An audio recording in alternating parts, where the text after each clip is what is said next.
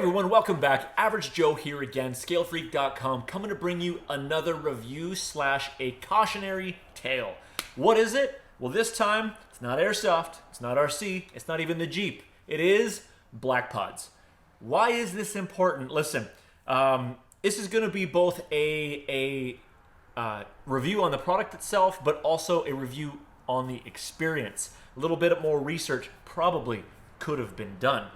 First, what are Black Pods? Well, they're knockoff AirPods. I have all Apple stuff, and I don't want to fork out like $330 Canadian for a proper set of like the noise-canceling Apple AirPods. So when these things kept popping up non-stop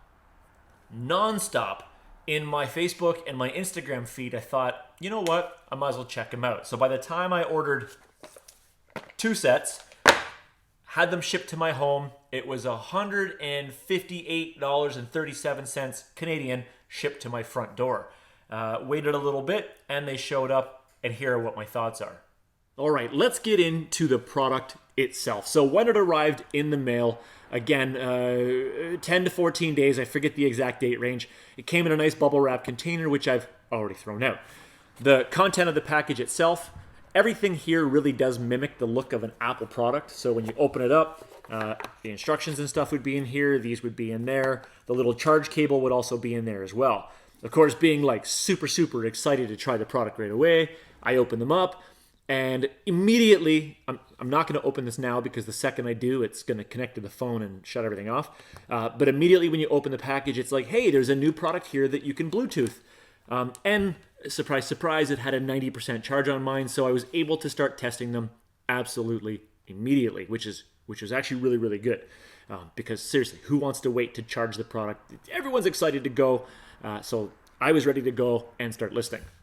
Now, I do really appreciate the matte finish of the product itself. Being a bit of an Apple guy, everything they come with usually winds up being white headphones and white charge cables and things like that. And I want the alternative. I don't own anything that's white. I prefer to have black or red. So these things are black, which is absolutely amazing. The size, I would have to say millimeter for millimeter, it's roughly the same size as the actual Apple AirPods. The weight is amazing. They feel great, such and such. That's awesome. The sound of them.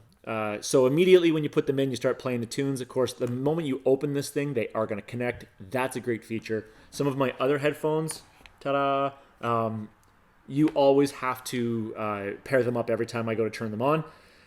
Bit of a pain, but it is what it is. But these guys here connect immediately. Now, what I also really do appreciate with them is that you can just use left ear or you can use both ears. I'm probably sure you can probably just use right ear as well, but I always keep something in my left ear, so that worked really well for me. The sound on these things, acceptable. The sound was actually acceptable. They sound maybe just a touch down from the wired headphones that you get with your iPhone. They don't get very loud, but that's fine. I'm over the age where I want to blast my music where everyone to hear it. And the noise canceling, not on these things. They fit in quite loosely, so you do hear your stuff around. The part where I had a concern was different things like the microphones. I primarily need to use these things to make phone calls. In my profession, I make a lot of Bluetooth phone calls, and I need to be able to use that. I also do a lot of talk to text, so the microphones have to be good. These things here, if you call somebody, it sounds like you are a mile away. It sucks, but that's how it is. Whether you're using one, whether you're using both, you just sound like you're in the distant background. One of my friends, when I called him to test it, described it as, it sounds like you're standing in the middle of the room and you're on speakerphone. It just makes it hard. Now, because of that, Siri becomes Siri's difficult to use for me as it is, but it becomes impossible. It just doesn't pick anything up. The words are all wrong. I spend more time being frustrated, and I need it to work correctly. I need my spelling to be accurate with what I do. So for, let's say, 3 of its purposes that I would use it for, it's mildly successful with 1, which would be music listening, and it fails miserably on 2, which is being a Bluetooth phone call and for operating as a microphone to operate my Siri. So that's kind of where I was disappointed with the product itself. If it was just music, I am set. These things are amazing. For the price, they are exactly what I would consider buying. But because I need it for alternate things, no bueno. Now, again, the case, it does hold the charge. They claim that these things are 5 hours once fully charged, and then you can charge it again a few times from the case. In your battery monitor for your iPhone, it will tell you the charge level of the case and the charge level of each headphone on their own, which I thought was really, really neat. And again, if those microphones worked well, I wouldn't be concerned. So the disappointment myself is not entirely with the product. I mean, they are what they are. I wanted a cheaper version of a set of Bluetooth headphones that were going to be comfortable and they were going to work. And I watched all the reviews on YouTube because that's something that I do. So I figured, hey, I'll just go on there, right? There were a few names, like a few of the content creators on there that I thought, I've watched this person's stuff before. I agree with a few of the opinions that they've had on products before that I own, and thought that everything was legit.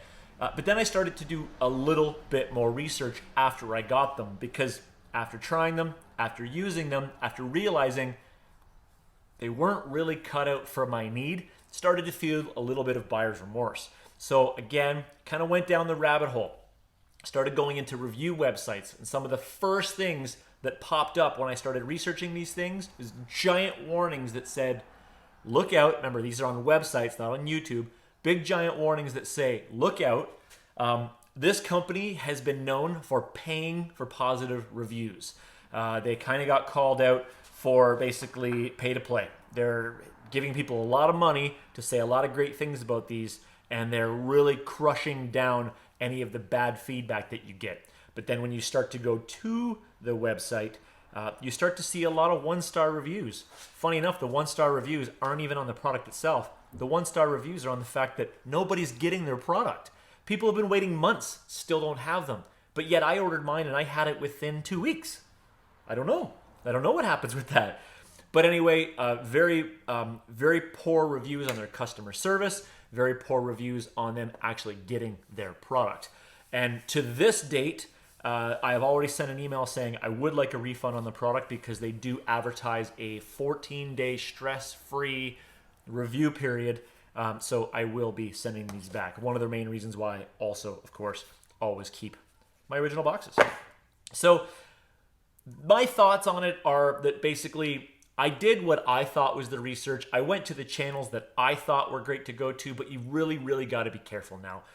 Now that things like YouTube have really crushed down our ability to make money on YouTube, YouTube producers and content creators have to go elsewhere to find the dollars to pay their bills. And who's doing that? Well, companies are paying for that. They're paying for positive reviews. And a lot of these YouTube creators that have built their status or built their trust level up by making years and years of good reviews that mean something, that people can trust, all of a sudden they get a paycheck and all of that goes out the window. And then past that point, you really have to have a lot of speculation and take everything with a grain of salt, right? So kind of one of the areas that I've always prided myself on is if a company ever sent me a product and I didn't like it, I didn't do a review on it. I would just send it back, especially because I didn't ask for it.